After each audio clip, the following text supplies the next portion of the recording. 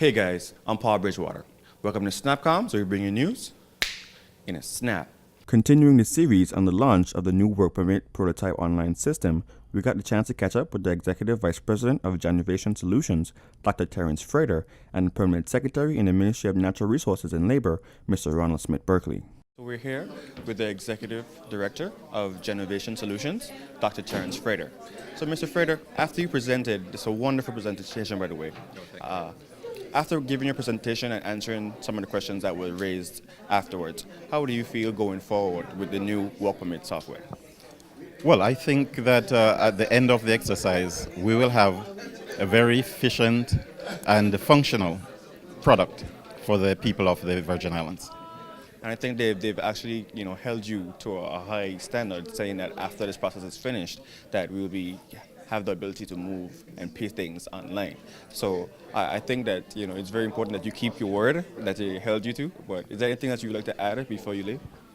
Well, the intent, as the Deputy Governor pointed out, is to integrate a number of systems across the public sector.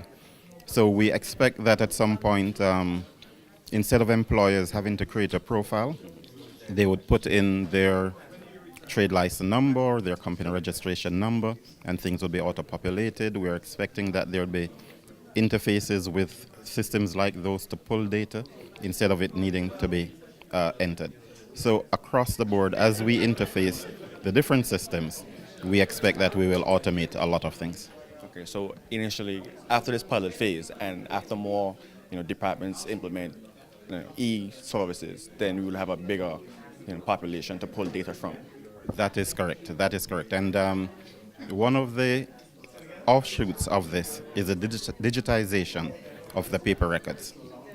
So we will be embarking very soon on a project to start digitizing the papers in the file rooms and to have everybody on a common classification scheme for the indexing and retrieval of documents across government. All right, so we're here with the Permanent Secretary in the Ministry of Natural Resources and Labor, Mr. Ronald Smith-Berkeley. So Mr. Smith-Berkeley, after the presentation that was given and all the questions and answers that were happening afterwards, what's your feedback on the presentation and what it means for the ministry going forward? Well, basically, I personally was very pleased with the comments coming from the business community. They were very positive, very forward-looking, and I think this is something that the business community and those of us who serve them were waiting on for a long time.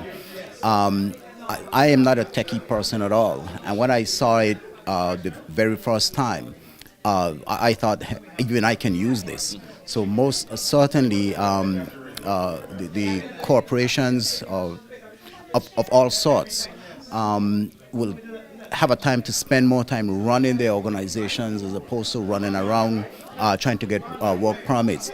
And I think for us on the inside as well, we have the true essence of what it really means for the Labor Department to perform labor functions like health and safety and inspection and those kind of things have been lost somewhat. So we're hoping that this work permit processing that we've now come out with the electronic version, that recedes somewhat into the background. Still important, but allow the Labor Department to shine and beginning to look at workforce development and looking at the needs of the territory in terms of labor requirements that might be coming in from on the outside, and ensure that there's a better we have a better handle on that, and we can say to the minister, just with the press of a button, we process X number of permits. We're also looking at a partnership with the education department in terms of giving scholarships, because one would like to think if you're given, let's say, permits for a lot of plumbers, that it would make sense, right, from the territory standpoint, to look into this and ensure that these persons are from a local pool are developed as well.